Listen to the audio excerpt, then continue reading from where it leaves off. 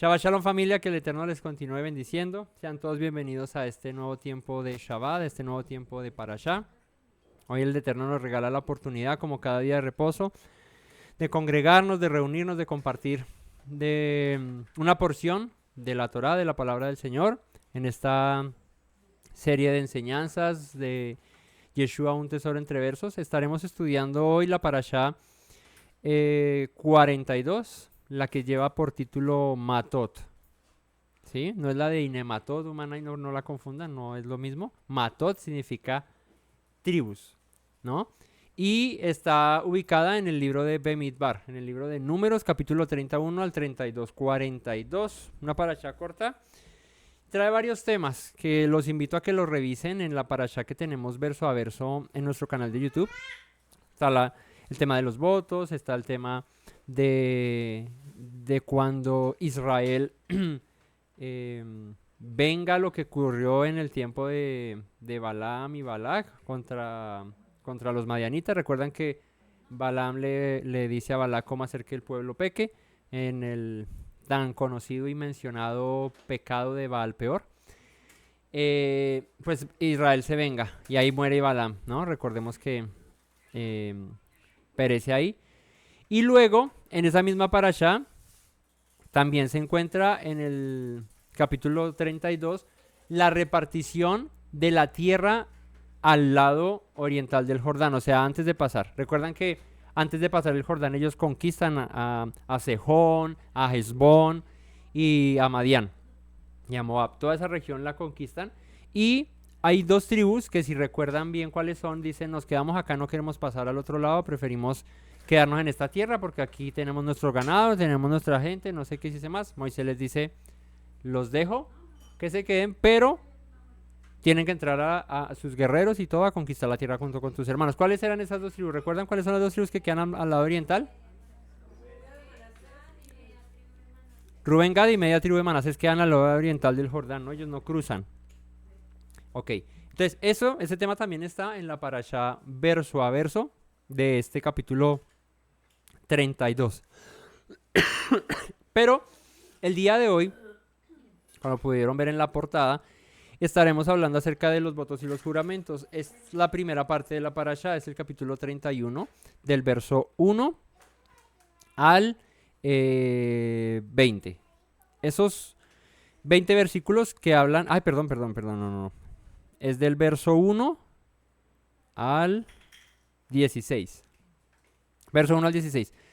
Que habla acerca de los votos. Vamos a revisar qué nos dice la escritura acerca de los votos y ver qué nos enseñó Yeshua acerca de los votos y de los juramentos. Entonces, vamos a orar para disponernos en esta mañana para compartir el estudio del día de hoy.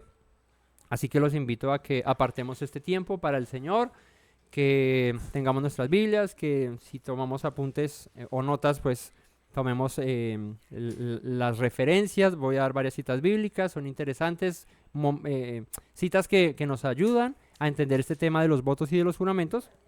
Así que los invitamos a que puedan compartir con nosotros de este pequeño espacio, de este tiempo que dedicamos al estudio de la palabra de nuestro Padre Eterno. Así que los invito, familia, a que me acompañen en esta oración y arranquemos el tema en la mañana de hoy. Buen Dios y Padre bueno, te damos honra y gloria, Señor. Bendecimos tu gran y maravilloso nombre, Padre, porque un día más nos regalas esta oportunidad de congregarnos, Señor, de reunirnos en torno a ti, de que tu palabra, Señor, sea, como dijo el salmista David, lámpara a nuestros pies y lumbrera a nuestro camino. Hoy queremos, Padre, acercarnos a ti para estudiarla, Señor, pidiéndote que seas tú guiándonos, Señor, dándonos el entendimiento, la sabiduría, la inteligencia, el discernimiento, Padre, que tu palabra alumbre nuestros ojos, Señor, y disipe toda tiniebla que haya en nuestros corazones, en nuestras vidas, Señor, para que tu presencia reine en nosotros, Rey.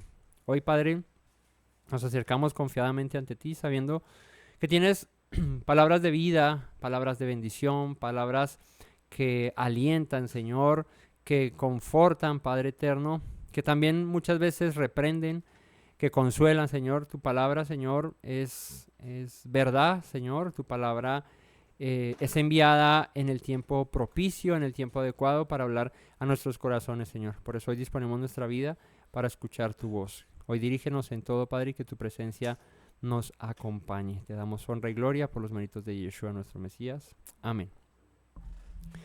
Así que acompáñenme al capítulo 30 del libro de Bemidbar, libro de Números, capítulo 30, versículo 1, y vamos a leer qué dice la Escritura con respecto a este tema, los votos y los juramentos. Habló Yahweh, no mentiras, habló Moisés a los príncipes de las tribus, ya se acostumbraron a leer en la Torah, habló Yahweh. Habló Moisés a los príncipes de las tribus de los hijos de Israel diciendo, esto es lo que Yahweh ha mandado, o sea que sí habló Yahweh. Cuando alguno hiciere voto a Yahweh o hiciere un juramento, ligando su alma con obligación, no quebrantará su palabra, hará conforme a todo lo que salió de su boca. Mas la mujer, cuando hiciere voto a Yahweh y se ligare con obligación en casa de su padre en su juventud, si su padre oyere su voto, y la obligación con que ligó su alma y su padre callare a ello, todos los votos de ella serán firmes, y toda obligación con que hubiere ligado su alma firme será. Mas si su padre le vedare el día que oyere todos sus votos y sus obligaciones con que ella hubiere ligado su alma, no serán firmes. Yahweh la perdonará por cuanto su padre se lo vedó. Pero si fuere casada e hiciere voto o pronunciare de sus labios cosa con que obligare su alma, si su marido lo oyere y cuando lo oyere callare a ello, los votos de ella serán firmes y la obligación con que ligó su alma firme será. Pero si cuando su marido lo oyó, le vedó, entonces el voto que ella hizo y lo que pronunció con sus labios con lo que ligó su alma será nulo y Yahweh la perdonará. Pero todo voto de viuda o repudiada con que ligare su alma será firme. Y si hubiere hecho voto en casa de su marido y hubiere ligado su alma con obligación de juramento y su marido oyó y cayó a ello y no le vedó, entonces todos sus votos serán firmes y toda obligación con que hubiere ligado su alma firme será. Mas si su marido los anuló, el día que los oyó todo lo que salió de sus labios cuanto a sus votos y cuanto a la obligación de su alma será nulo. Su marido los anuló y Yahweh la perdonará. Todo voto y todo juramento, obligándose a afligir el alma, su marido lo confirmará o su marido lo anulará.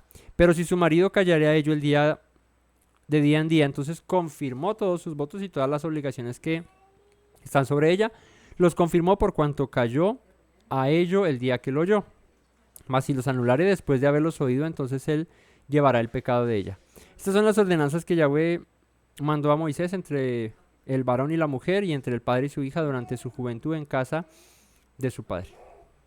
Bueno, aquí está la porción bíblica del día de hoy donde estaremos hablando acerca de este tema, los votos y los juramentos. Ya de arranque nos dice la escritura en el capítulo 30 que estamos leyendo que si alguien hace un voto o un juramento ligando su alma con obligación, no quebrantará su palabra, hará conforme a todo lo que salió de su boca. Esta es la base del mandamiento.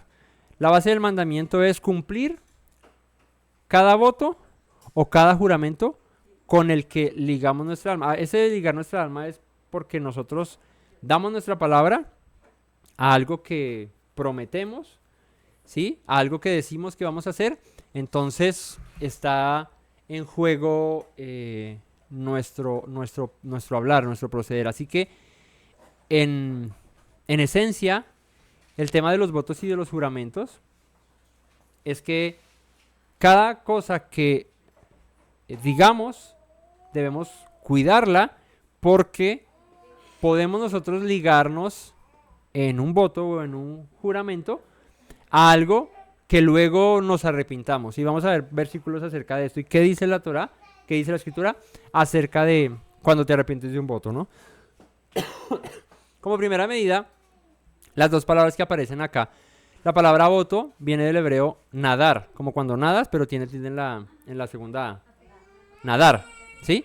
Y nadar significa prometer, ¿no? Eso es un voto.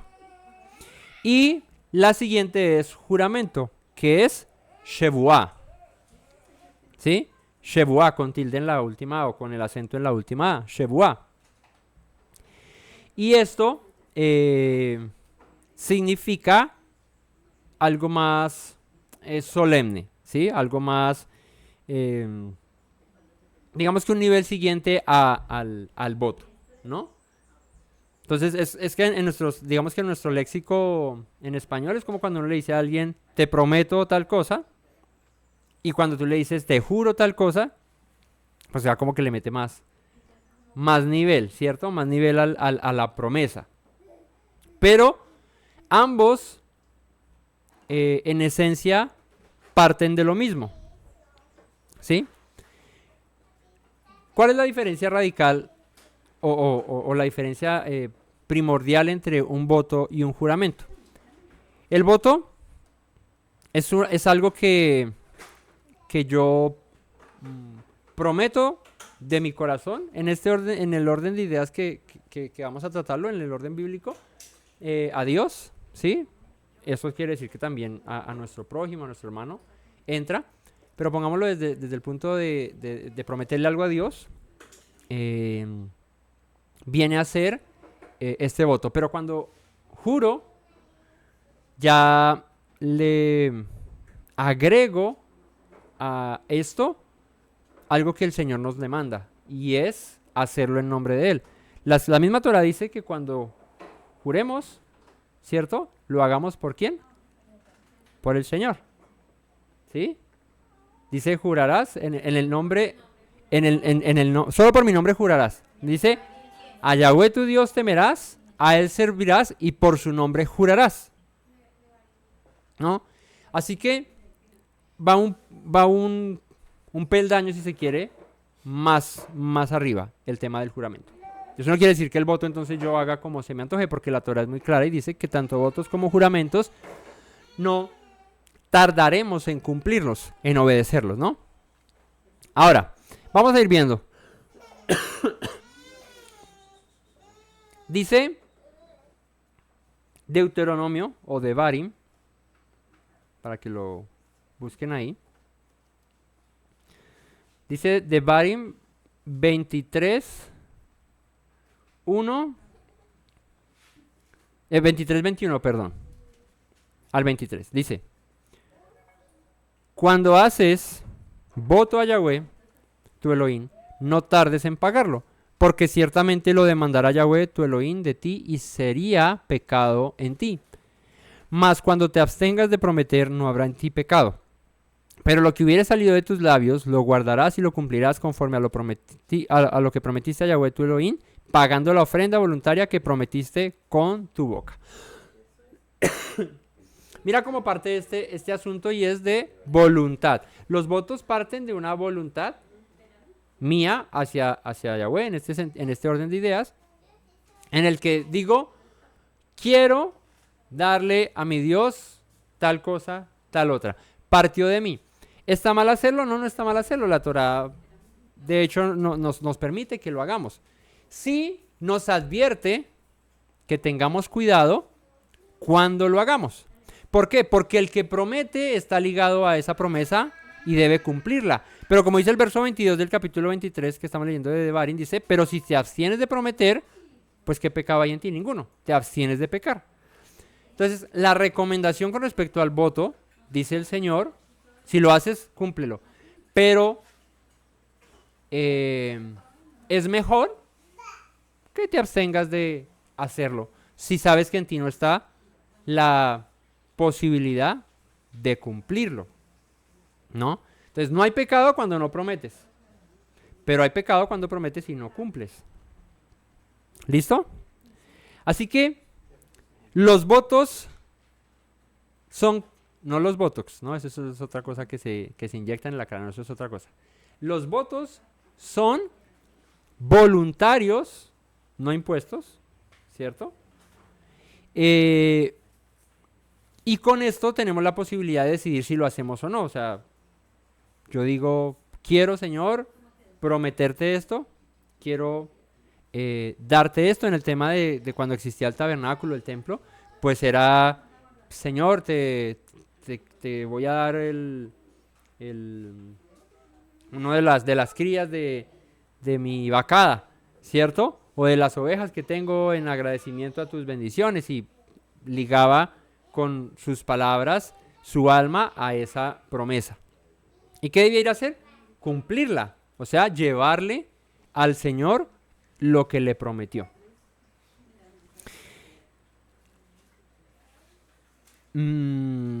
Veamos otras citas para que nos siga ampliando el panorama acerca de los votos. Veamos Levítico 19:12.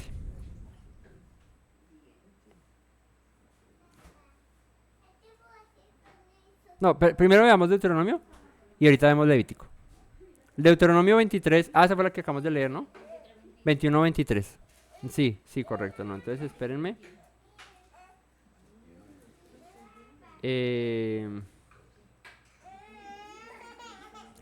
Levítico 27:1.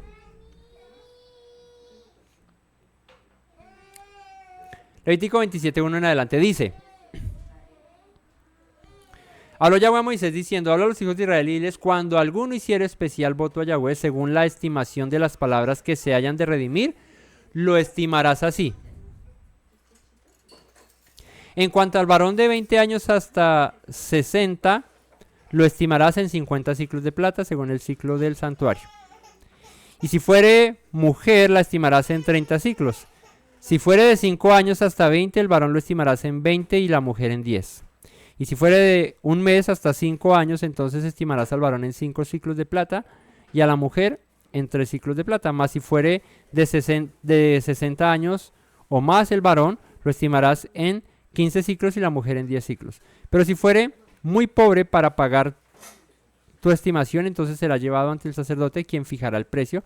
Conforme a la posibilidad del que hizo el voto, le fijará precio el sacerdote. Si fuera animal de los que se ofrece a Yahweh, todo lo que de los tales se diere a Yahweh será santo. No será cambiado ni trocado, bueno por malo, ni malo por bueno. Y si se permutare en un animal por otro, él y el dado en cambio de él serán sagrados. Si fuera algún animal inmundo de que no se ofrece ofrenda a Yahweh, entonces el animal será puesto delante del sacerdote y el sacerdote lo valorará. Será bueno o sea malo, conforme a la estimación del sacerdote, así se hará. Y bueno, ahí sigue hablando porque este es bien largo, este va hasta el 30 y pico.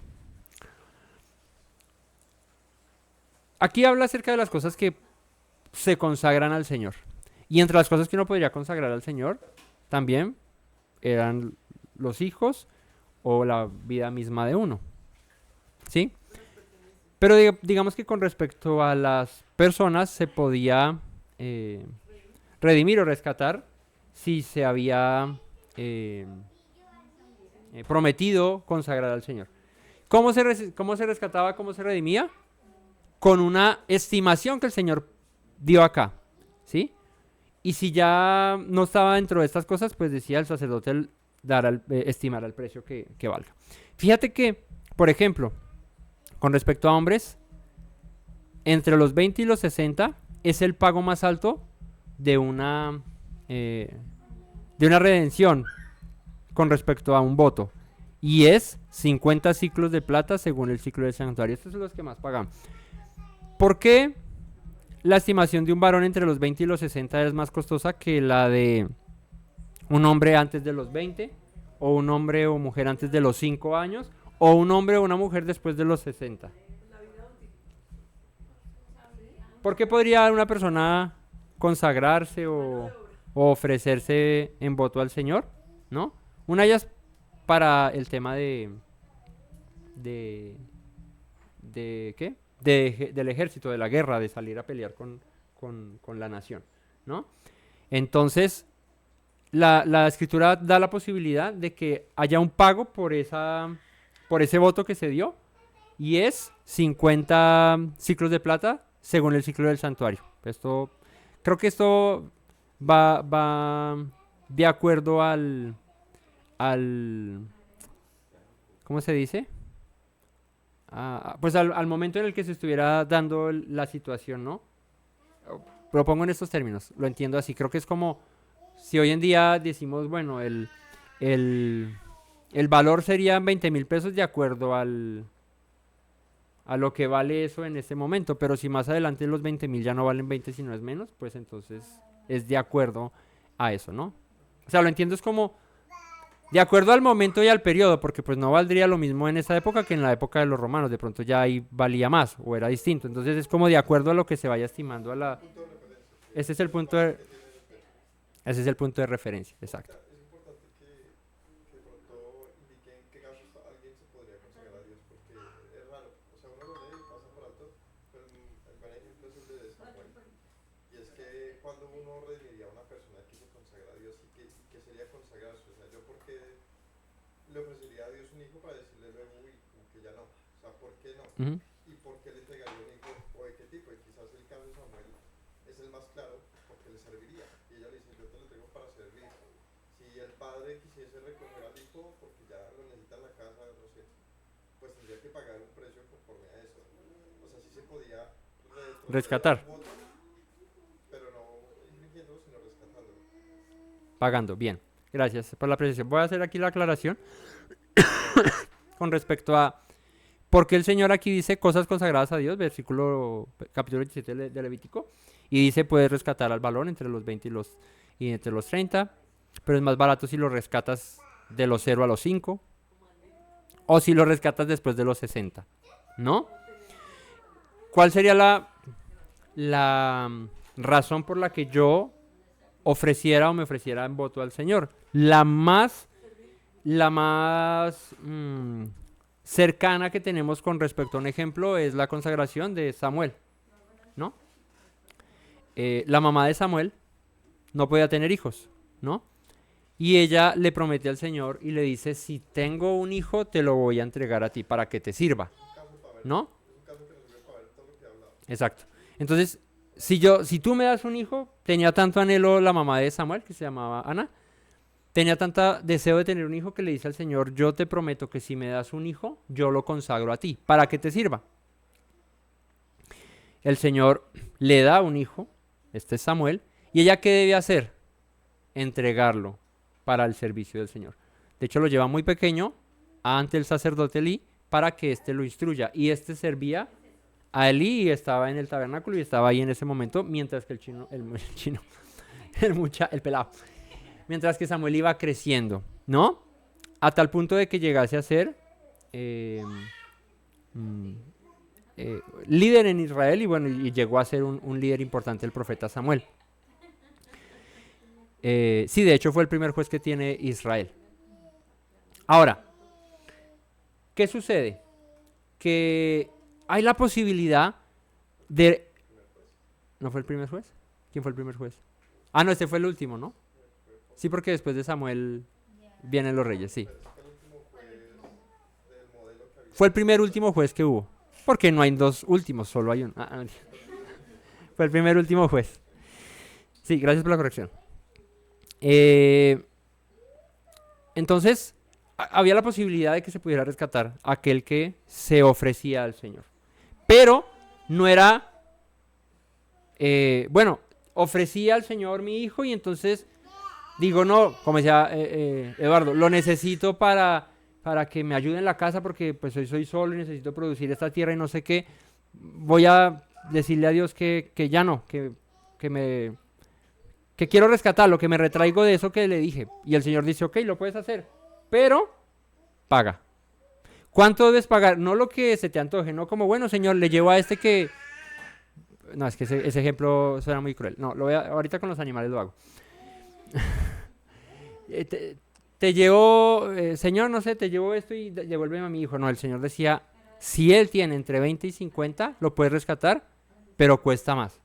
¿Por qué? Porque entre los 20 y los 50 los hombres, es 60, perdón.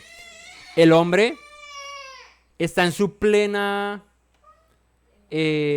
vitalidad y etapa de poder ejercitarse, tener fuerza, tener movilidad, utilidad.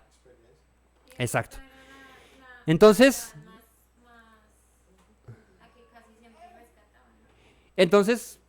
tienes la posibilidad de rescatarlo de los 0 a los 5. No, yo como que no, mejor no. Dejémoslo así. Ok, listo, ¿lo puedes rescatar? De 0 a 5 años, es más económico, creo que vale 30. 0,5, 5. De meses a 5, Pues no, 5 ciclos de plata. Y 3. Pero si es de 5 a los 20, ya es un niño y va a llegar a la edad adulta. Entonces este es más caro. Pero si ya es un varón, una mujer de los 60 para arriba, solo valía 15 ciclos de plata. ¿Por qué de los 60 para arriba? Porque ya no son útiles. Pues para lo que representaba un servicio en el santuario, incluso salir a la guerra, no es útil un varón de 60 años para arriba. Con respecto a eso, no quiere decir que no sean útiles, porque pues el sumo sacerdote llegaba hasta los años que le tocaren, ¿no? Y seguía siendo útil. Pero para el ejemplo práctico de la productividad, no era útil. Entonces, por eso la apreciación según como el Señor lo dijo. Ahora, animales, ahí sí acaba el ejemplo. Señor, si... Porque fíjate, esto es voluntario. O sea, Ana nadie la obligó. El Señor le dijo, bueno, te voy a dar un hijo, pero jura que me lo das. No, ella de su corazón partió el ofrecerle el niño al Señor. Así que los votos son voluntarios. Nadie te pone una pistola en la cabeza para prometerle algo a Dios. De los animales pasa exactamente lo mismo. Pero de los animales debías, para rescatarlo, decía no lo podías cambiar por uno cojo. Entonces, ese toro que le prometí al Señor, ese becerro va a ser un buen toro. No, yo como que la embarré prometiéndolo a eso. No, mejor le doy este que está como medio cojo. Y el Señor dice no. Sí, por eso. Sí, suena feo en personas. Entonces, le quiero dar este torito que me salió como tuerto, este que me salió cojo, y entonces se lo cambio por el que tiene allá. No lo podía hacer, ¿no? En cuanto a los animales, lo que era consagrado al Señor, se quedaba consagrado al Señor. E incluso dice que si lo rescataba por otro, este otro también quedaba consagrado al Señor. Y a los animales que no se puedan redimir, que no se pueden cambiar, porque son inmundos, ¿cierto? De estos se pagaba con un animal puro. El ejemplo más claro con respecto a esos es el burro, ¿no? Porque el burro es un animal del cual dice la escritura se puede redimir, pero es un animal impuro, inmundo, ¿no? O sea, un burro no lo sacrificabas para un holocausto. El burro tiene una particularidad y es el tema del trabajo, la fuerza que tiene, la resistencia que tiene. Incluso muchos reyes en la antigüedad no montaban caballos, andaban en burros. ¿Sí? Era común ver a un rey, a un príncipe montar en un burro. El burro es un animal, es un vehículo, ¿sí? Y de carga, ese es el tractor. No, el burro no es Ferrari. El burro viene a ser como, sí, como el Wrangler, como así. El burro es así, como una Ford Raptor, una vaina así. ¿No? Ese es el burro. No, el Ferrari es el Ferrari es un caballo, ¿no? O el Mustang, como de ahí viene y la marca, porque el caballo este es así, se llama así. Una raza llamada Mustang. Bueno, entonces era un animal que era muy, muy servicial para la producción. Entonces, si lo consagrabas, ese se tenía que redimir, pero por un animal que fuese apto para los sacrificios. Bueno, pasemos del tema de animales y de personas. El asunto aquí era, se podía redimir un voto que tú hiciste voluntariamente con respecto a las personas. Consagraste a tu hijo, podías de cierta manera retractarte, pero tenías que pagar esa retractación. ¿Qué quiere decir esto? Que siempre hay una consecuencia, pero digamos que siempre hay una consecuencia, usemos el término consecuencia, en algo que yo prometo al Señor. Y si le prometía a un hijo, si me retractaba, tenía que pagar una consecuencia. ¿Cuál es la consecuencia? Pues pagarlo de acuerdo al ciclo del santuario, lo que el Señor dijo. Esa es la consecuencia. ¿Cómo se aplica eso a los votos que no son de hijos? Pues igual. O de personas, igual. Hay una consecuencia siempre que un voto se rompe. No podemos pretender que el voto se rompa, que la promesa se rompa y no haya consecuencia. ¿Por qué? Pues escrito está, al Señor pagarás todos los votos que hagas porque has ligado tu alma con una obligación. Y la manera también fácil de entender esto es que en aquella época mm, no se manejaba el tema del contrato por prestación de servicios o a término indefinido, a término fijo, en el que tú estás ligado, firmando, autenticando, si se quiere, en una tarea que tú vas a ejercer lo que dice ese contrato. ¿Cuál era la manera de hacer contratos en la antigüedad? Con palabra, con votos. Sí, yo te doy esto, te prometo esto, tú me das esto, recibo esto a cambio, no sé qué. Pero no podías desligarte así como así. No, pues como son palabras y como el dicho dice que las palabras se las lleva el viento, entonces no importa, el viento, y de ahí sale el libro Lo que el viento se llevó, ¿no? Y se llevó los votos, se llevó los juramentos, se llevó todo. No, hay que permanecer en eso. Sigamos viendo escritura con respecto a esto. Y metámonos un poquito con los juramentos también. En Levítico 19:12 dice: no juréis falsamente por mi nombre, profanando así el nombre de Yahweh tu Dios. Les dije que la diferencia entre un voto y un juramento es que el juramento implica meter a Dios, su nombre. De hecho, el mandamiento es jurar por su nombre, ¿no? Esto implica que el juramento lleva una... pongámoslo así. Ambos son válidos y deben cumplirse, el voto y el juramento. Pero el voto es como cuando te digo, te vendo esta casa y yo listo, te la compro, te la pago y de pronto no hay ningún documento. Debería ser tan cumplible, si se quiere, el que eso permanezca y respetable, así no hay un documento. Pero el juramento es como el autentiquemos el papel. ¿Por qué? Porque al autenticar lleva la firma ¿de quién? Del notario. En el juramento, ¿quién es el notario? El Eterno. Por mi nombre jurarás. ¿Qué quiere decir? Que eso que estás diciendo, eso que estás jurando, lleva mi firma, lleva mi nombre. Y por eso, dice el Señor, no tomará por inocente al que tomare su nombre en vano. ¿Qué pasa si tú, ante un notario, autenticas un documento y luego incumples a eso que autenticaste? ¿Te metes en un problema? No, es un delito. Es como el que comete perjurio, como el que delante de un juez dice que está diciendo la verdad y está mintiendo, cuando el juez está ahí enfrente, ¿no? Entonces, pongámoslo en esos términos, el juramento viene a ser como el voto autenticado con la firma de Dios, del cual hay que tener mucho cuidado porque su nombre va ahí en ese juramento. Entonces dice, no jurarás falsamente, perdón, por mi nombre, profanando así el nombre de Yahweh, tu Dios. El juramento es el acto en sí y el voto es el que se dice. O sea, el compromiso que usted adquiere se llama un voto y el hecho de estarlo haciendo es un juramento. Entonces son dos cosas diferentes. El juramento es como el compromiso legal que esto significa, pero el voto es lo que se está diciendo. Usted, yo voy a hacer tal cosa, ese es el voto, pero el hecho de haberlo hecho ya es un juramento. El juramento, pues usted puede decir, yo juro que eso fue así, ahí no está, digamos, haciendo ningún voto. Entonces el juramento sí difiere de un voto, porque el voto es en lo que usted se compromete a hacer, a entregar, a expresar, pero un juramento es mucho más amplio porque es todo lo que usted dice con su boca, en lo cual tiene que haber verdad y poner por medio de Dios.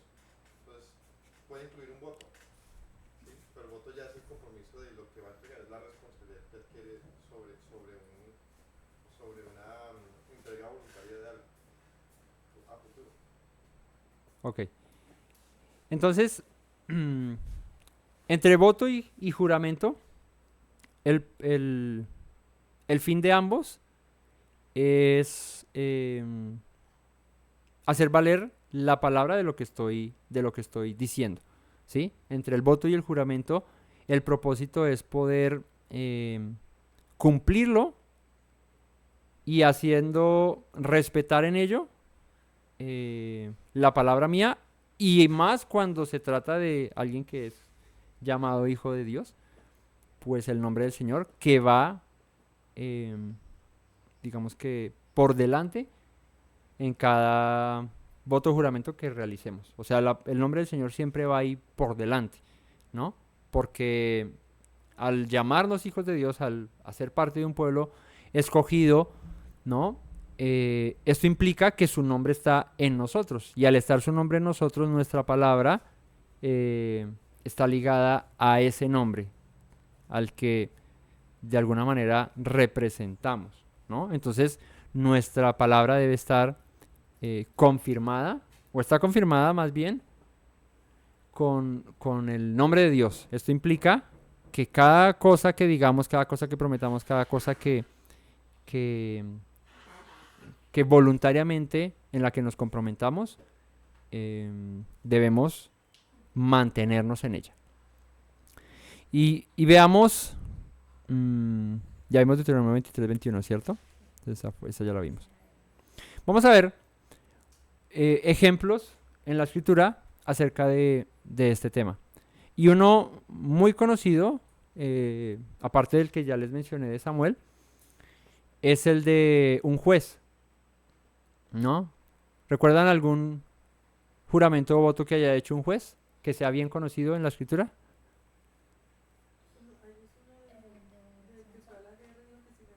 ¿Cómo se llamaba él? ¿No se acuerdan? No, no se llamaba así. Jefté.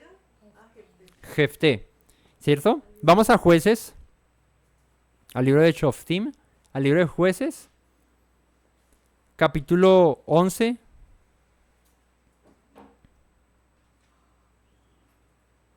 En adelante. Jefté fue un juez en la época en la que Israel no tenía reyes, ¿no? Sino que tenía jueces, excelente deducción, apreciación, y que Israel estaba siendo sometido por los amonitas. Y siempre que se levantaba un juez enviado por el Señor, era para librar a su pueblo de sus enemigos. ¿Por qué Israel tenía enemigos? Porque Israel se desviaba, se iba en pos de sus propios caminos, y el Señor lo entregaba a sus enemigos. La película de los jueces es como un padres e hijos, como con 30 temporadas. Temporada 1, venía un juez, libraba a Israel de los enemigos, había paz. Moría el juez, pasaban unos años y otra vez el pueblo de Israel pecaba, se iba en pos de dioses y vendían otros enemigos y los subyugaban o los dominaban. Y entonces volvía y nacía o venía otro juez, se levantaba porque Israel clamaba, libraba al pueblo, había paz, se moría el juez, otro tiempo y otra vez. Por eso les digo que es como un padres e hijos, que duró como 10 años y las historias eran la misma vaina, eso es darle la vuelta a lo mismo. Así era Israel en tiempo de los jueces. En ese círculo vicioso en el que se metió Israel, no, pues esa sí duró harto, esa sí duró toda la esta. Aparece un hombre llamado Jefté. Este juez se levanta y era el tiempo en que Israel estaba siendo sometido por amonitas. Al estar así y ver que estaban perdiendo, que estaban siendo conquistados o estaban siendo derrotados, mejor aún por los amonitas, se levanta Jefté y hace un voto. Y en el capítulo 11, verso 30 dice, y Jefté hizo voto a Yahweh diciendo. Si leen los 29 versos atrás, pues ahí ven la historia de lo que estaba perdiendo con los amonitas y no sé qué. Pero en el 30 dice que Jefté hizo un voto y dijo, si entregares a los amonitas en mis manos, cualquiera que saliera de las puertas de mi casa a recibirme, cuando regrese victorioso de los amonitas, será de Yahweh y lo ofreceré en holocausto. Este fue un voto que nació ¿de quién? ¿Del Señor? El Señor le dijo, prométeme a alguien y yo te entrego la victoria. ¿De dónde dice la escritura que vienen los votos? Voluntariamente. de nosotros mismos, o sea, nosotros somos los que voluntariamente decimos esto, te prometo esto, Señor. ¿Qué prometió él? Una promesa bien fuerte, ¿no? Cualquiera que saliere de las puertas de mi casa a recibirme, cuando regrese victorioso de los amonitas, será de Yahweh y lo ofreceré, ¿qué? En holocausto. ¿Cuál es la palabra para holocausto en hebreo? ¿Recuerdan? Sí, pero en hebreo se dice olá. Olá es una ofrenda del todo quemada, una ofrenda de ascensión. Esas que llaman de olor grato, en las que se quemaba todo el animal y no se consumía nada del animal. Todo se quemaba, todo, todo, todo. Todo es todo. Porque había ofrendas en las que sacabas que la pierna es para el sacerdote, que la costillita, que no sé qué. ¿No? La grosura y eso y la sangre, eso sí siempre se quemaba, pero en la ofrenda olá, toda se quemaba. ¿Qué prometió Jefté? El que salga a recibirme, lo ofrendo a ti en holocausto. Una ofrenda bien, un voto bien fuerte, ¿no? Un voto bien fuerte porque, imagínate, Jefté no sabía quién iba a salir a recibirlo cuando éste llegara de la guerra y fueran entregados sus enemigos. Pero aún más para entender esto, y es que lleva a un hombre a hacer un voto como este. ¿Qué puede llevar a un hombre a hacer un voto como el que hizo Jefté? Sino la necesidad apremiante de ser librado de sus enemigos. O sea, era tanta la necesidad de que Israel no siguiera pereciendo con los enemigos, con los amonitas, que Jefté dice, prometo darte al que primero salga de mi casa en holocausto a ti. Ahí es donde la escritura nos dice, el que no hace voto, no se abstiene de pecado, leímos ahora. Pero el que hace un voto o un juramento y no lo cumple, peca. Entonces es mejor que guardes tus palabras. Lo que llevó a Jefté fue la necesidad de librar a Israel de sus enemigos. Pero fue muy ligero en ese orden de ideas de prometer algo que luego le iba a costar a él mismo dolor y sufrimiento. Ahora vemos un pasaje que nos habla acerca de las cosas que prometemos y que para nosotros luego pueden ser en nuestra propia contra, pero aún por eso debemos cumplirlas. ¿Por qué? Porque fue voluntario, o sea, fuimos nosotros los que dijimos, no fue el Señor que nos mandó. Pero, ¿sabe que también ese pasaje demuestra que el pueblo desconocía la ley de Dios y que actuaba pues como cualquiera en esta época, hace por las cosas que puedan ser costumbres, que sean sí, por emocionalidad, pero el hecho de que sean escritos bíblicos, no, igual el pueblo de Dios no significa que ellos conozcan a Dios, porque él podría haber acudido a la redención de su hija, la pudo redimir, así de fácil. Entonces se nota que nadie conocía la ley de Dios y iban haciendo al olor, haciendo compromisos, matando gente, incluso pensando que de esa manera servían a Dios o con eso lograrían algo. Entonces él pudo haber redimido a su hijo. Bien, entonces dice el verso 32, y fue Jefté hacia los hijos de Amón para pelear contra ellos y Yahweh los entregó en su mano. Y desde Aroer hasta llegar a Mitit, 20 ciudades y hasta la vega de las viñas los derrotó con muy grande estrago y así fueron sometidos los amonitas por los hijos de Israel. Entonces volvió Jefté a Mizpa, a su casa, y he aquí su hija que salía a recibirle con pandero y danza, y ella era sola, su hija única, no tenía fuera de ella hijo ni hija. Y cuando él la vio, rompió sus vestiduras diciendo, hija mía, en verdad me has abatido, y tú misma has venido a ser causa de mi dolor, porque le he dado palabra a Yahweh y no puedo retractarme. Ella entonces le respondió, Padre mío, si le has dado palabra a Yahweh, haz de mí conforme a lo que prometiste, ya que Yahweh ha hecho venganza en tus enemigos, los hijos de Amón. Y volvió a decirle a su padre, concédeme esto, déjame por 2 meses que vaya, descienda por las montañas y lloré mi virginidad, yo y mis compañeras. Él entonces dijo, ve, y le dejó por 2 meses, y ella fue con sus compañeras, lloró su virginidad por los montes.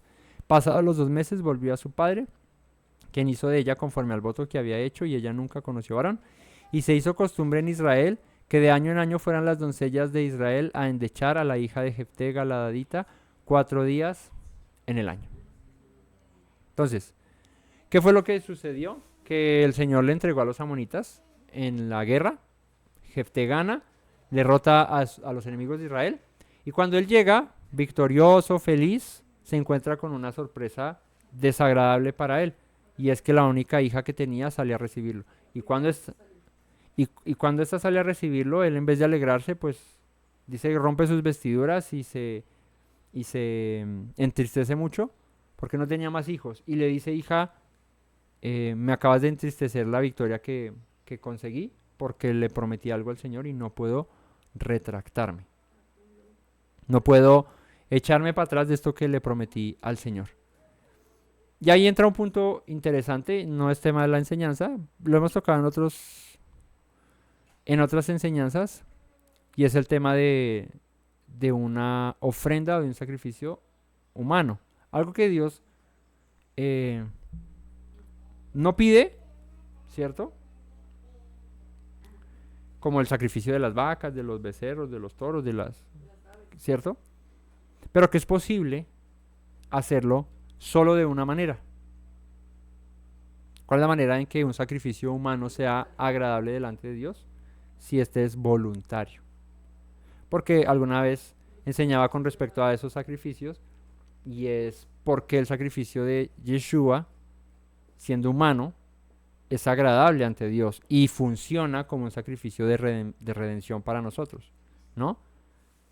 Si Dios aborrece, dice la Torá, que aborrecía, perdón, o aborrece, sigue aborreciendo, pero aborrecía en tiempos bíblicos a los cananeos que sacrificaban a sus hijos y los quemaban a Baal. ¿Cuál era la razón por la que Dios aborreciera esos sacrificios, pero apruebe un sacrificio como el de Yeshua o incluso la voluntad de Jefté aquí? ¿Quién era sacrificado en los sacrificios cananeos?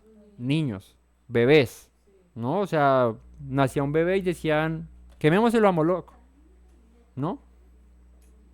¿Un bebé qué conocimiento tiene de eso? Ninguno, no hay voluntad de él.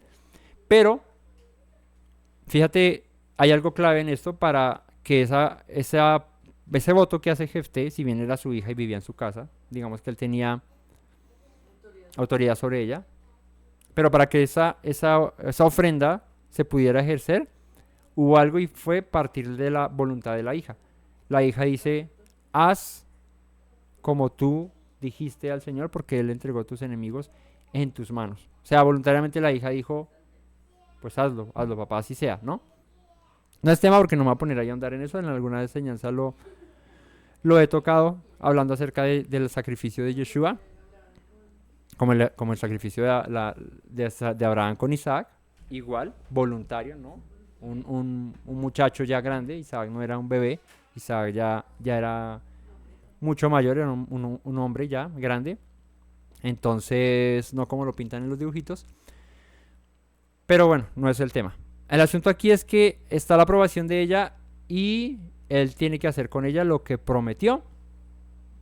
Lo cumplió al fin, ¿por qué? Porque el Señor le cumplió a él la parte del voto que él hizo. Y él no podía, dice acá, no me puedo retractar, ¿no? Está algo que mencionaba Eduardo ahorita y era el desconocimiento de la misma Torah, porque leímos ahorita ¿qué fue? ¿En Deuteronomio? En Levítico. Leímos que con respecto a lo consagrado a Dios, o sea, lo que yo le entrego a Dios, lo puedo rescatar con un precio según el ciclo del santuario, ¿no? Este no sucede así, sino que antes cumple el voto como lo dijo Jefté, ¿no? Con ofrenda al Señor. Ella se va 2 meses con sus amigas a los montes porque era virgen, no conoció varón, así termina su vida y dice que se coge costumbre en Israel que cada vez en el año, una vez al año, quedó así esa costumbre, se vaya y se llore a la hija de Jefté en los montes por 3 días. Por 4 dice, ¿no? Este es un ejemplo de un voto del cual en el cual se liga la palabra y es necesario cumplirlo. Y para esto veamos otros pasajes que dice la Escritura. Por ejemplo, el Salmo 15, 1, 4, 1 al 4. Yahweh, ¿quién habitará en tu tabernáculo? ¿Quién morará en tu monte santo? El que anda en integridad hace justicia y habla verdad en su corazón. El que no calumnia con su lengua, ni hace mal a su prójimo, ni admite reproche alguno contra su vecino. Aquel a cuyos ojos el bien es menospreciado, pero honra a los que temen a Yahweh. El que, aun jurando en daño suyo, no por eso cambia. ¿Recuerda que les dije que la Escritura misma dice acerca de esto? Dice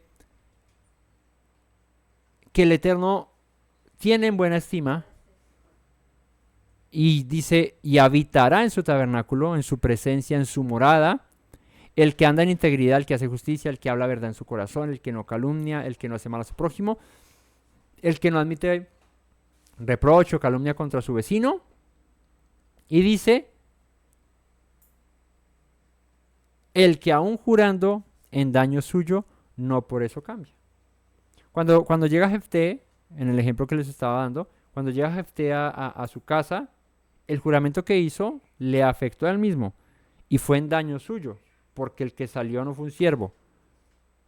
Aunque pues también hubiera sido en daño suyo, porque pues un siervo era labor en su casa. Pero, oh sorpresa, que sale su hija, y la única, porque no tenía más hijas. Y bueno, igual hubiera tenido más hijas, pues igual es igual de doloroso. Pero creo que es más trágico y más doloroso cuando era la única que tenía, ¿no? Y no se retractó, ¿no? Así que la palabra, y no la palabra de Dios, sino la palabra que nosotros pronunciamos, tiene que valer, tiene que tener la verdad. De hecho, dice la Escritura aquí en el Salmo, el que habla verdad en su corazón. O sea, nosotros debemos ser personas de verdad, debemos ser personas que lo que pronuncian, que lo que hablan, va acompañado de verdad, ¿no? Algo que aborrece el Señor es la mentira, el engaño. Así que un voto, aunque están las salvaguardas, que es lo que decía Eduardo ahora, pues ahí hay unas opciones con respecto, digamos, a la consagración de un hijo, lo hubiera podido redimir, pero por el desconocimiento tuvo que cumplirlo de la manera en que lo prometió. Ahora, si es el caso, ¿no? Ahora, ¿cómo es el tema de nosotros con los votos? Pues exactamente igual, ¿sí? Por eso dice, ok, si una mujer soltera en casa de su padre promete algo y su padre la oyere, él puede deshacer ese voto. Si es casada y la oyere su marido, puede deshacer ese voto. Pero si oyéndola su marido o oyéndola su padre no lo deshace, sino que se queda callado, ¿qué debe hacer la mujer? Cumplirlo. ¿No? No sé, podría ser de pronto... voy a poner una... Ella es la que hace el voto de entregar a un hijo, sí. Entonces, no se quede callado, marido, denuncie. Si ve a su esposa por ahí prometiendo cosas que no debe, o a su hija prometiendo cosas que no debe, invalídelo. Pero si no es así, la mujer debe cumplirlo. La única mujer que tiene una responsabilidad sobre sus mismas palabras y debe cumplirlas es la viuda o la repudiada, dice. Porque ya, digamos que está sola, no está bajo la autoridad de ningún varón. Pero si está bajo la autoridad de alguien como su padre o como su esposo, puede el esposo deshacer ese voto. ¿Qué pasa con los varones? ¿Qué hace uno como Jefté? Ay, mi amor, deshace mi voto que prometí al Señor. No. Graves. Bueno, él tenía una opción ahí, pero él mismo es responsable de sus palabras. Entonces, la enseñanza con esto es nosotros ser muy responsables con lo que prometemos, ¿no? Y las mujeres, pues también ser muy responsables, porque yo sé que entre la naturaleza de las mujeres está el servir, el dar, el hacer. Pero cuando una mujer está bajo la autoridad de su marido, en el orden correcto bíblico y de lo que demanda la Escritura, pues debe consultar, ¿no? Porque la mujer es muy dada a por corazón querer ayudar, querer hacer y de pronto, ay no, ven, sí, yo te prometo. Y cuando llega el marido, la mujer está sacando la nevera de la casa, es que se la prometió al vecino y el marido, ¿cómo así que se la prometió al vecino? Sí, pues es que no tiene nosotros. Ojo, porque la mujer es muy dada a eso. No está mal, no está, no está mal. O sea, bueno, si yo llego a la casa y mi mujer está sacando la nevera, pues sí, se la está regalando al vecino, pues no. Y no tiene nada que ver con envidia, sino es con un orden. Porque la mujer es muy dada a eso, el hombre es un poquito más racional, aunque también hay hombres que son muy emocionales y también... pero pues ahí sí ya la responsabilidad está ahí, ¿no? Hay otros que son vendedores. Yo recuerdo a gente por ahí cerca al lado del hígado que eso vendía todo. O sea, llegaba y compraba algo y mira tan chévere esto que te compré y uy, tan chévere. Pero si a la semana venía alguien y decía, uy, tan chévere, ¿eso cuánto le costó? Tanto, se lo vendo. Ah, bueno, y se lo compraba y cuando llegaba, ¿y dónde está? No, lo vendí. ¿Cierto? En colchón en el piso. Entonces, la mujer en ese orden de ideas es muy complementaria al hombre en el corazón, en el querer ayudar y está bien que la mujer complemente en eso a su marido, pero siempre guardadas las limitaciones y las proporciones pues para evitar esos inconvenientes, ¿no? Imagínese, uno llegar a la casa y la casa desocupada, o no, de pronto, pongamos otro ejemplo, mm, compraste el mercado, ¿no? Y llegaste con el mercado y al otro día ¿y qué pasó no sé, con la leche que compré? Ah, no, es que la regalé toda porque es que pasó una persona que necesitaba y se la regalé toda. Vuelvo, insisto, no está mal ayudar la necesidad, pero hay un orden de las cosas.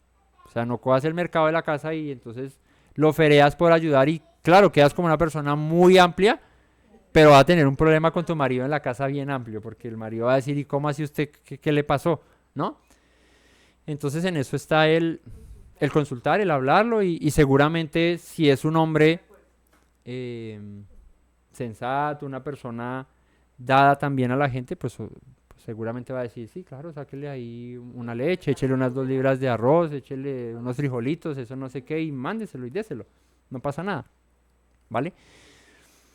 Pero entonces, cumplir los votos es lo importante. El Salmo 66, 13 del 14 dice, entraré en tu casa con holocaustos, te pagaré mis votos, que pronunciaron mis labios y habló mi boca cuando estaba, ¿qué? ¿Cómo estaba Jefté? ¿Ah? Feliz. No, ¿cómo estaba Jefté cuando hizo voto al Señor? Ebrio. Preocupado, angustiado. Entonces dice que pronunciaron mis labios y habló mi boca cuando estaba angustiado. Pero dice, pagaré mis votos, aunque los hablé cuando estaba afligido, angustiado, perseguido en la inmunda. Sí, eso era muy común, ¿no? Era muy común eso, era, Señor, llevo un año sin empleo, sin trabajo, Señor, por favor, si tú me das un empleo la primera quincena, yo te la ofrendo todo. Y llevo un año sin trabajo, con deudas hasta aquí. Me pagan la primera quincena y lo primero que pienso es en pagar lo que debo o en comprar mercado, comprar para comer, menos cumplir lo que le prometí al Señor. Pues seguramente eso no fue así con Dios y con todo el mundo. Espere que llegue hasta que sea, yo segurito le pago a usted y el otro, mamita, yo seguro le pago eso que usted me prestó. Y así a todo el mundo llega hasta que ya... Entonces, ¿qué es lo que dice el Salmo? Que habló mi boca cuando estaba angustiado. Lo más común es pronunciar votos y juramentos y hacer promesas cuando estoy en la mala. El 66, 13 al 14.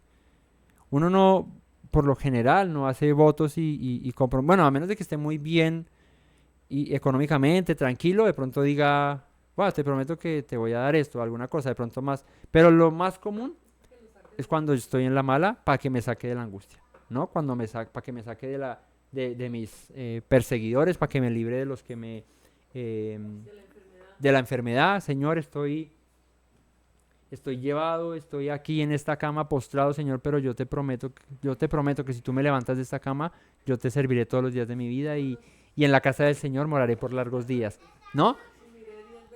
Y el Señor en su misericordia lo sana, ¿cierto? Lo sana y lo último que hace es servirle, ¿no? Ahí es donde vemos cuál es la condición del hombre. El hombre en la necesidad promete, habla, dice, pero cuando ya no está en esa necesidad, cuando ya es librado de esa necesidad, se olvida. Entonces, aunque estemos angustiados, aunque estemos afligidos, aunque estemos en la mala, tengamos muy, muy, muy presente qué pronunciamos con nuestras bocas y en qué nos ligamos en voto o en juramento al Señor. Porque Él demanda eso de nuestras bocas. No hay excusa, perdón, como de que, Señor, pero es que tú sabes que yo estaba en la mala y yo por eso fue que te dije que tal cosa y que tal otra. No, tengamos mucho cuidado de ser ligeros de palabra, de ser ligeros de boca, ¿no? Porque dice en la Escritura, ahí hay otro pasaje que dice que en las muchas palabras, ¿qué? En las muchas palabras, ¿qué? ¿No falta qué? El pecado. En las muchas palabras no faltará el pecado. ¿Por qué? Pues porque cuando tú te aceleras a prometer, ¿qué dijo el mandamiento que leímos en Deuteronomio? Pecas. Pero si te abstienes de hacer voto, no de votar, sino de hacer voto, de prometer, no pecas. No hay pecado en ti porque pues no dijiste nada. Y el que nada debe, pues nada tiene que pagar.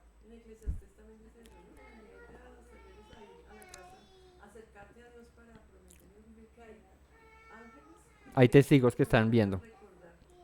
Salmo 76:11. Prometed y pagad a Yahweh vuestro Dios. Todos los que están alrededor de él traigan ofrendas al temible. ¿Qué dice? Prometed y pagad. Vuelvo, insisto, está el aval de que de nuestro corazón, de nuestra propia voluntad, salga un voto, salga una promesa. Lo único es que la paguemos. Creo que el que decías tú es Eclesiastés 5, 4 al 5. Cuando a Dios haces promesa, no tardes en cumplirla, porque Él no se complace en los insensatos. O sea que aquel que habla ligeramente y no cumple es como un necio.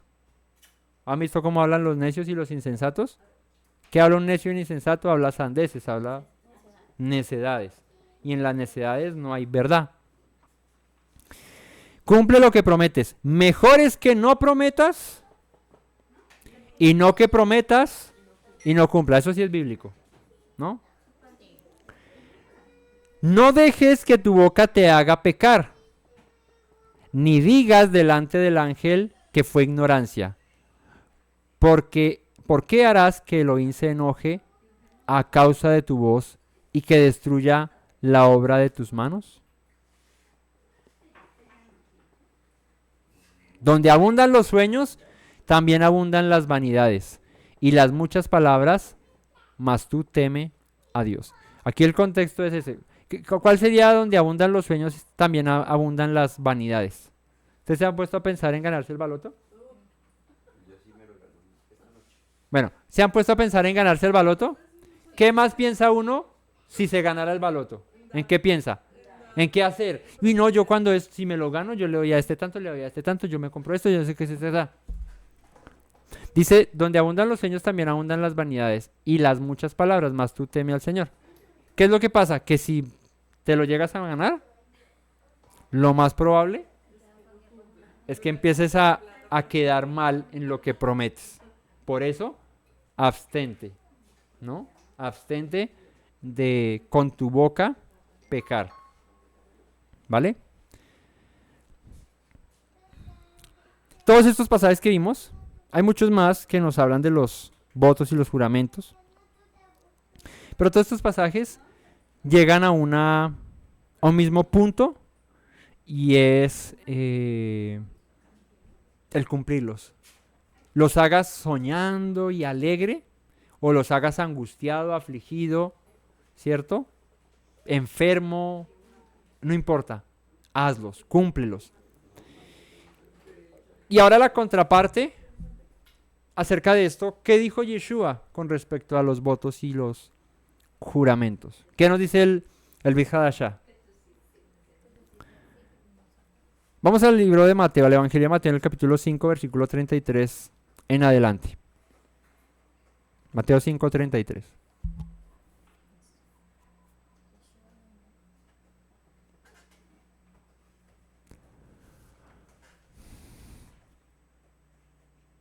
¿Listo?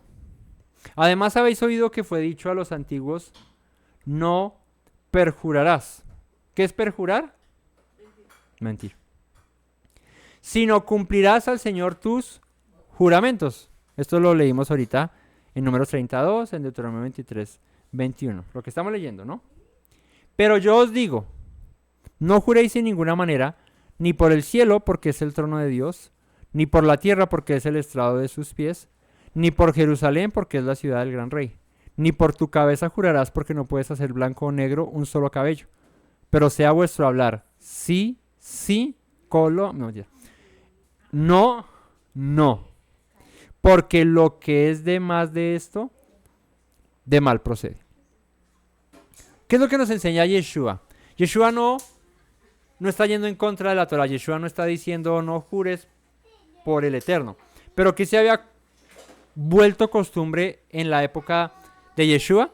Se ha vuelto costumbre el jurar por el cielo, el jurar por la tierra, el jurar por el templo. Te lo juro por Jerusalén, ¿no? Que amo mi ciudad. Te lo juro por el cielo donde habita Dios. Te lo juro por la tierra y jure por no sé qué. De hecho hay otro pasaje que vamos a leer ahorita que está en el capítulo 23.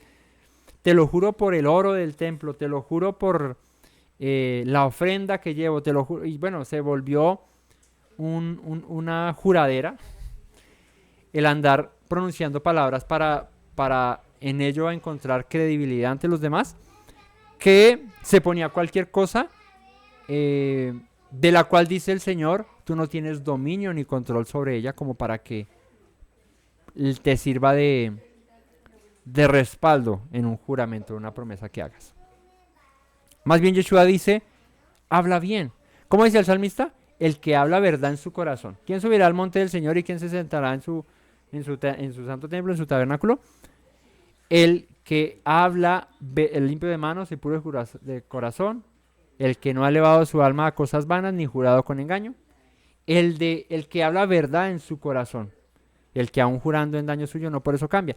¿Quién es el que está aceptado delante del Señor?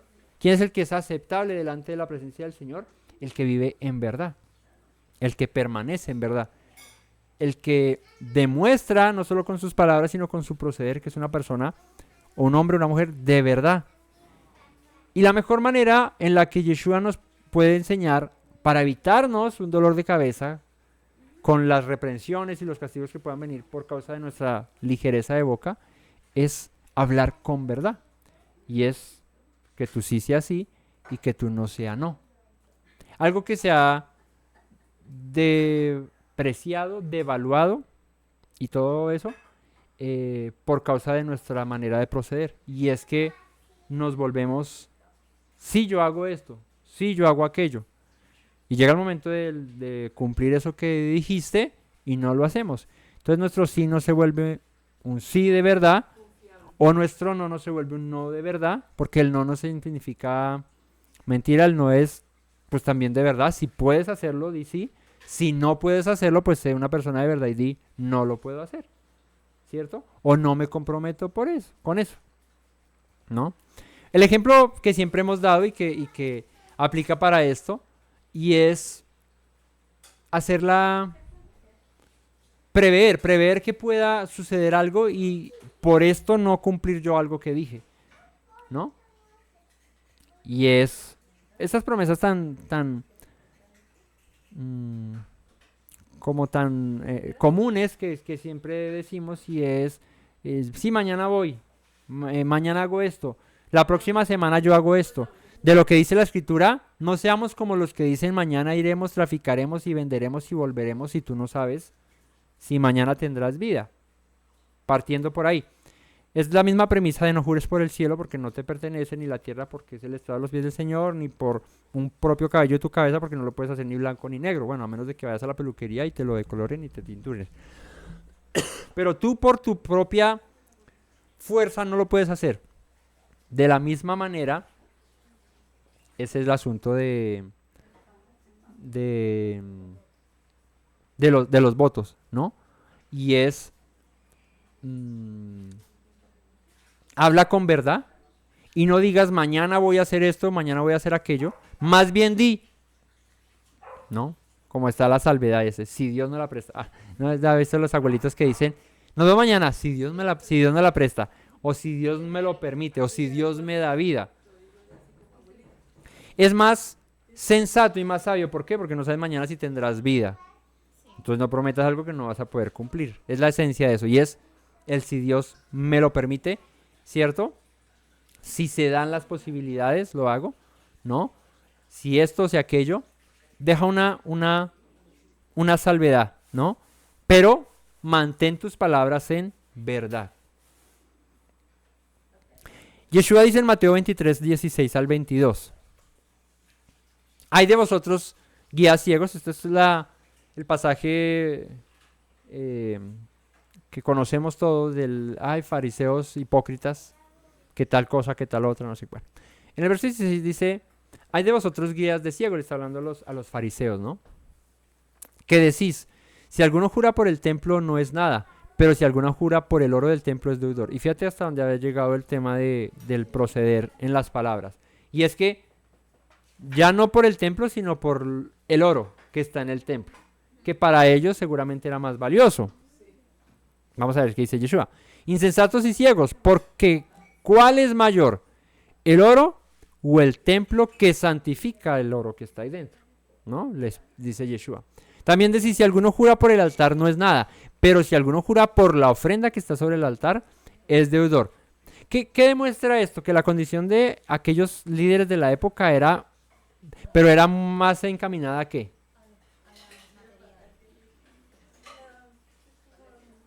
Si tú le dices si le decías a un líder de la época, yo juro por el altar que voy a hacer esto, decía el hombre, no.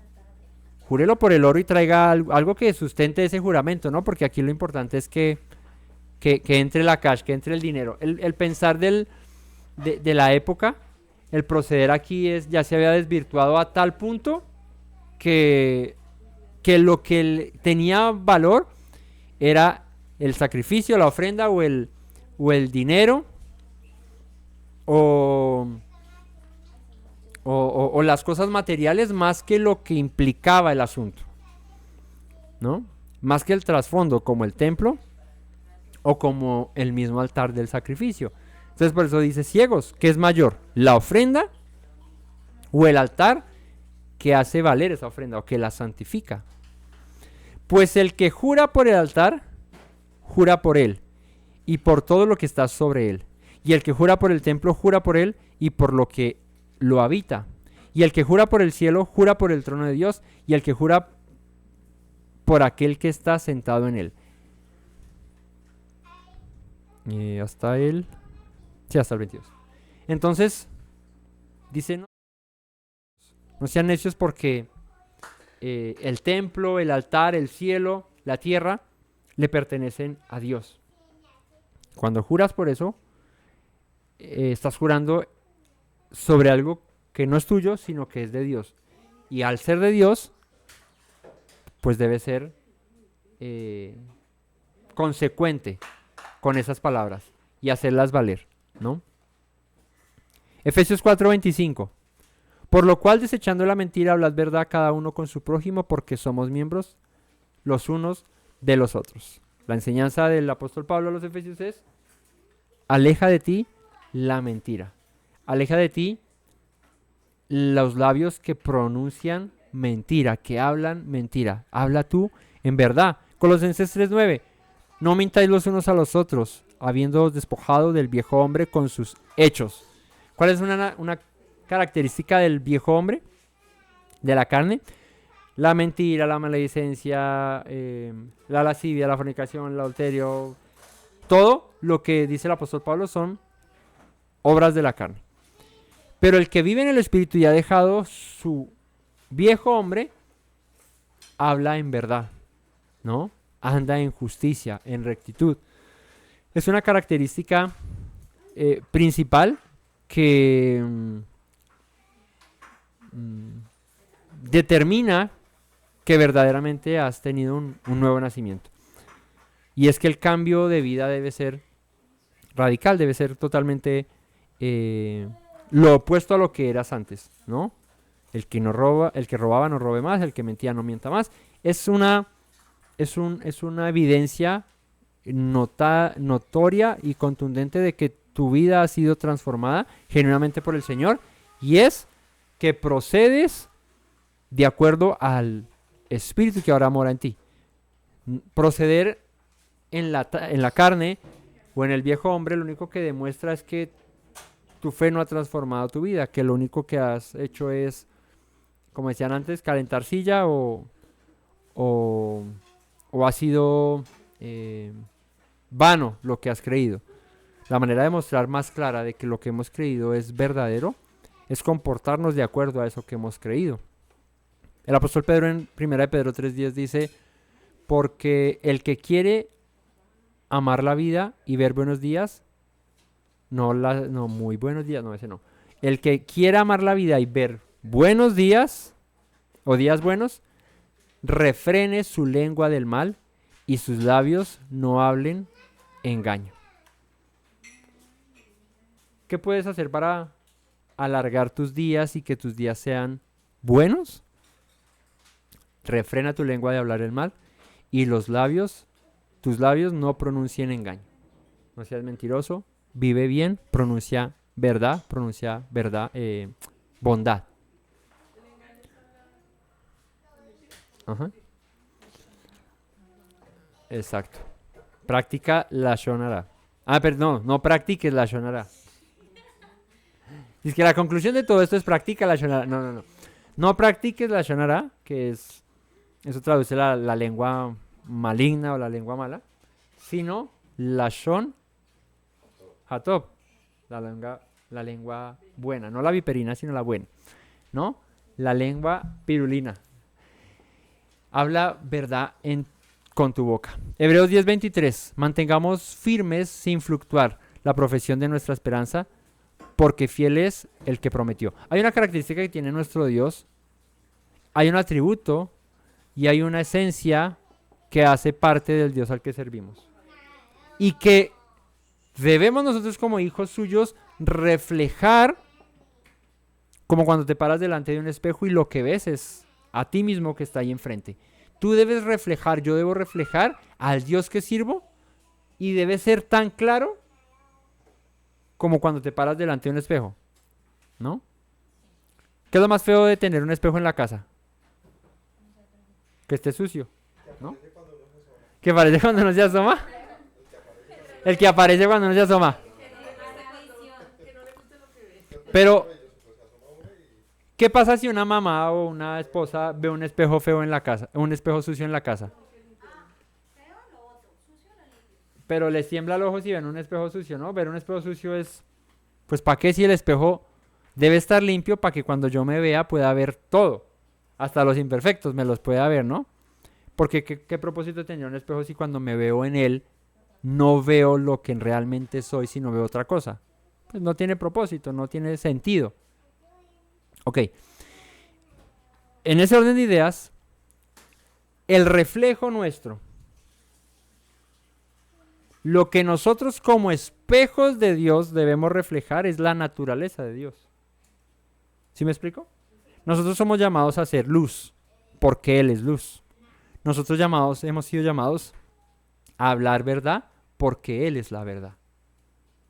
O sea que un hijo de Dios, alguien que se llama hijo de Dios, que ha sido llamado para ser un reflejo de su luz, no puede proyectar otra cosa que no sea su luz, la luz de Dios. En ese orden de ideas, su verdad, su amor, su misericordia, su benignidad, humildad, su bondad, todo lo que es Dios, lo que Él es en su esencia, hemos sido llamados a reflejarlo.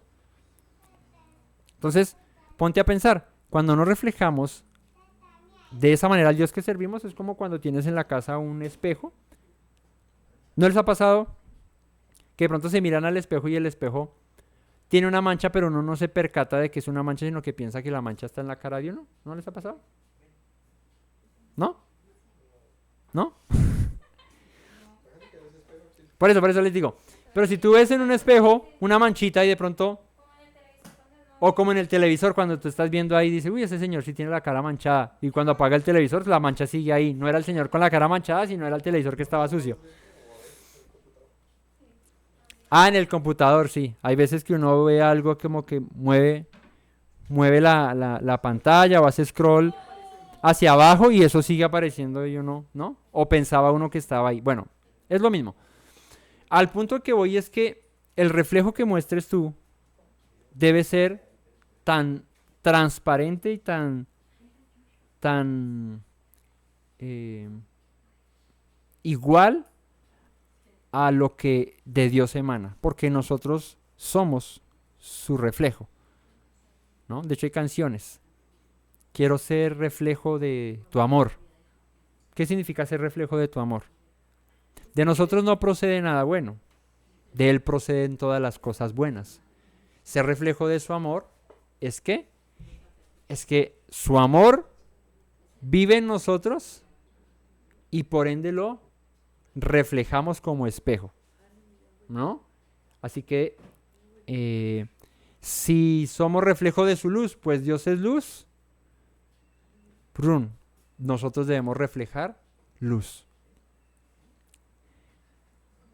Y de esa manera, en todos los aspectos de nuestra vida. Mantengámonos firmes sin fluctuar la profesión de nuestra esperanza, porque fiel es el que prometió. Fiel es el que prometió. Si Él es fiel a lo que promete, tú y yo, siendo sus hijos, debemos ser fieles a lo que prometemos, porque somos un reflejo suyo. Y Santiago 5:12 dice, pero sobre todo, hermanos míos, no juréis ni por el cielo. Él está enseñando lo mismo que Yeshua dijo, ni por la tierra, ni por ningún otro juramento, sino que vuestro sí sea sí y vuestro no sea no, para que no caigáis en condenación, ¿no? En pecado, en llevar la consecuencia de mentir. Entonces, el consejo de hoy, lo que Yeshua nos enseña y lo que vemos que es clave en todo esto, no es que no usemos el nombre de Dios para jurar porque está permitido, es bíblico, o sea, no. El que diga que no se puede jurar por el nombre de Dios, pues está en contra de lo que la misma Torah dice. La enseñanza de Yeshua nos abre un poco más el panorama y es, no seamos ligeros de boca y más bien seamos verdaderos. Actuemos como decía David, el que permanecerá en el monte, en la presencia del Señor, es el que habla verdad en su corazón. El que, como dice el otro salmo, el que hace justicia y habla verdad, el que no ha elevado su alma a cosas vanas ni jurado con engaño, ¿no? Son todas las, y hay muchas más, ¿no? Porque los salmos dan muchas características, pero son muchas las características que demuestran la verdadera transformación en nuestras vidas de haber recibido al Señor en nuestros corazones, en nosotros, ¿no? Así que la invitación es evidenciemos esas pruebas de que somos sus hijos, viviendo en luz como hijos de luz, viviendo en verdad como hijos de la verdad, ¿no? Viviendo en misericordia y dándola como la hemos recibido, viviendo en bondad y dándola como hemos recibido bondad de nuestro Dios. Y así, con todo lo que procede de Dios. Dice el pasaje que leímos ahora, porque lo que es de más de esto, de mal procede, ¿no? Porque cuando ya le metemos nuestra carne, cuando ya le metemos nuestras emociones, nuestros sentimientos, nuestras pasiones, nuestras cosas, la terminamos embarrando. Entonces, esa es la invitación a que seamos personas de verdad, que hablemos verdad todo el tiempo en nuestros corazones, con nuestro prójimo, con nuestro vecino, que nos reconozcan porque somos personas justas, que no andan engañando. Qué feo es andar engañando a la gente, qué feo es andar timando a la gente, ¿no? ¿Cómo te sientes cuando te engañan y cuando te timan? Como desilusionado. Me pasaron por tonto. O sea, como que sí, me vulneraron. Me siento vulnerado allá en el... ¿No? Cuando alguien se aprovecha, sí, como decía el Chapulín, se aprovechan de mi nobleza, decía él no. Y es que hay mucha gente que aprovecha en la nobleza, en la humildad, en la sencillez de muchos para sacar sus ganancias de esto, ¿no? Y cuando lo hacen con uno se siente frustrado, se siente mal. ¿Cómo se sentirá alguien cuando tú actúas de esta manera? ¿No? Igual, entonces, no hagas lo que no quieres que te hagan a ti. No busques lo que no quieres que te hagan a ti. Más bien procede diferente. Y si han hecho contigo de todo, si han vulnerado, si han pasado por encima, si han hecho lo que hablamos aquí no es debido, tú no procedas de la misma manera. ¿No? Yeshua nos enseñó a pagar bien por mal. Hemos recibido muchos males, no importa, paga tú con bien. Porque, ¿qué de más hay en que te hagan mal a ti y tú, en respuesta a ese mal, pagues con el mismo o peor? ¿Te haces mejor que la persona? No. Te haces igual o incluso peor que la persona que te hizo ese mal. La mejor manera de contrarrestar el mal es actuando con bien. ¿Me hicieron cosas malas? No importa. Yo pago y actúo con bien. Porque en mi esencia, porque en mí que soy un reflejo de la luz del Señor, está que mostrar lo que Él es. Atestiguar lo que Él es. Y demostrarlo a todos, siempre, que somos hijos de Dios, que hemos sido llamados para anunciar las virtudes del que nos sacó de las tinieblas a su luz admirable.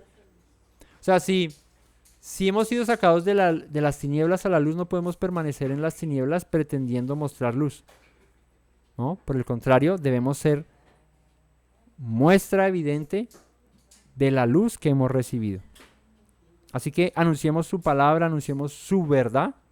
Su palabra es la verdad, dice el salmista, con vidas consecuentes que proceden del mismo modo a la fe que pretendemos seguir o que amamos, ¿no? A la que profesamos, ¿no? Nuestra profesión es esta, nuestra carrera es esta. Hemos sido llamados sus hijos, su pueblo. Actuemos como tal, ¿no? Uno como hijo, cuando está pequeño en el colegio y hace uno mal, ¿a quién llaman? A los papás. Y cuando llaman a los papás y le dicen es que su hijo esto y su hijo aquello, el hijo pues está quedando mal, pero también ¿quién está quedando mal? Los papás. Y lo más común y lo más normal es que le digan es que ¿qué pasa en la casa? ¿No? ¿Qué le están haciendo? ¿Qué le están diciendo? Ustedes no le están enseñando. Si un hijo roba en el colegio, lo primero que pensarán los maestros o los que lo rodean es, bueno, ¿qué principio le están enseñando a la casa? ¿Por qué él está viniendo así? ¿No? ¿Por qué está haciendo esto? ¿Por qué está haciendo aquello? Entonces, también recae la consecuencia sobre los padres. Por eso es que Dios dice, no tomaré por inocente al que tomare mi nombre en vano. ¿Por qué? Porque somos representantes suyos. Y cuando actuamos contrario a lo que en esencia es Dios, pues lo estamos mal representando. Y cuando lo mal representamos, Él dice que no toma por inocente al que haga o al que proceda de esta manera. Eso quiere decir que llevaremos nuestra culpa, nuestro castigo por nuestro pecado. Y la reprensión de Dios para el que toma su nombre en vano, pues si dice no lo tomaré por inocente, es que el Señor reprende fuertemente esto, porque es su nombre el que queda mal. O sea, si yo llevo el nombre de Dios y soy esto o soy aquello, soy creyente, por no ponerle más títulos, soy creyente en el Dios de Israel, sigo lo que dice la Biblia, la palabra de Dios, pero el reflejo que muestro es otra cosa totalmente distinta, pues el nombre de Dios está quedando en vano. Y eso es lo que hizo Israel durante mucho tiempo y por lo cual el Señor destruyó a muchos de su pueblo porque su nombre era vituperado. Cuando Israel se desviaba en pos de la idolatría, de los dioses de las naciones, el nombre del Señor quedaba por el piso y el Señor vengaba su nombre trayendo juicios al pueblo, trayendo juicios a la nación, y ahí era donde venían los ayes del pueblo, porque el Señor castigaba duramente eso. Así que en vez de pasar por la tristeza y por el dolor de llevar la reprensión de Dios sobre nuestra vida por causa de nuestro mal proceder, pues vivamos en verdad, vivamos en justicia, cumplamos lo que prometemos, hagámoslo, abstengámonos de decir para evitar caer en pecado y vivamos bien. Es la mejor manera de poder representar al Dios que servimos, y es reflejando, como lo que les decía el ejemplo del espejo, reflejando lo que Él es en nuestras vidas, ¿sí? A veces el Señor tiene, como la esposa de uno cuando ve el espejo sucio, echarle el limpiador de ese limpiavidrios y pasarle el trapo, y a veces eso no gusta porque incomoda, pero el propósito es quedar relucientes para poder reflejar lo que es. Cuando vemos en nuestra vida trato acerca de nuestra manera de ser, de nuestro proceder, de lo que hacemos, pues alegrémonos porque el Señor está cogiendo como el limpiavidrios con el trapito y quitando las manchas que hayan para que el reflejo que mostremos sea verdadero, sea genuino, como lo es Él, ¿no? Que el Todopoderoso, familia, les bendiga, que su palabra alumbre nuestro camino, alumbre nuestros corazones, nos permita ser esforzados y valientes para poder continuar. No es fácil la carrera que tenemos por delante, no es fácil la vida que tenemos por delante, pero no es imposible. Y si vamos de la mano del Señor, podremos lograr el propósito por el cual Él nos llamó. Así que, familia, que el Todopoderoso les bendiga, les guarde, les prospere, que su palabra les guíe en todo tiempo. Y nos veremos en una próxima ocasión si en el Eterno nos lo permite. No olviden las palabras que dijo nuestro Mesías Yeshua. Si permanecen en mis palabras, serán verdaderamente mis discípulos y conocerán la verdad. Y la verdad los hará libres. Shabbat Shalom a todos.